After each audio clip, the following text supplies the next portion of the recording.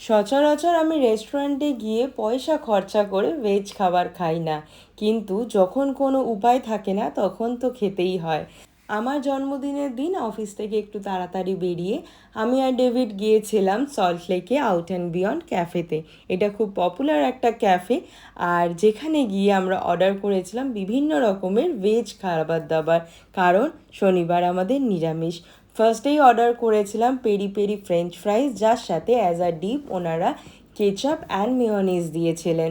এরপর আমরা নিয়েছিলাম স্টাফ চিজ মাশরুম, যেটা খেয়ে আমি জাস্ট ফ্যান হয়ে গেছিলাম। ইট মিনস আমি যতবার এই ক্যাফেতে যাব এটা তো অর্ডার করবই করব। কিছুদিন আগেই আমি মাশরুম একদমই খেতাম না, সে আজকাল মাশরুমের জাস্ট প্রেমে পড়ে গেছে। আমাদের দুজনেরই একই সমস্যা, কোথাও অল্প কিছু খেতে শুরু করলে পুরোপুরি একদম পেট না ভরিয়ে বাড়ি ফিরতে পারি না। তাই আবার একটা পাস্তা অর্ডার করেছিলাম, নামটা ভুলে গেছি, ওই হোয়াইট সস পাস্তায়, কিন্তু রকমারি নাম দেয়া ছিল। আমার এই গার্লিক ব্রেডের সাথে পাস্তা খেতে কিন্তু দারুণ লাগে, আর বানানোও হয়েছিল খুবই ইয়ামি করে।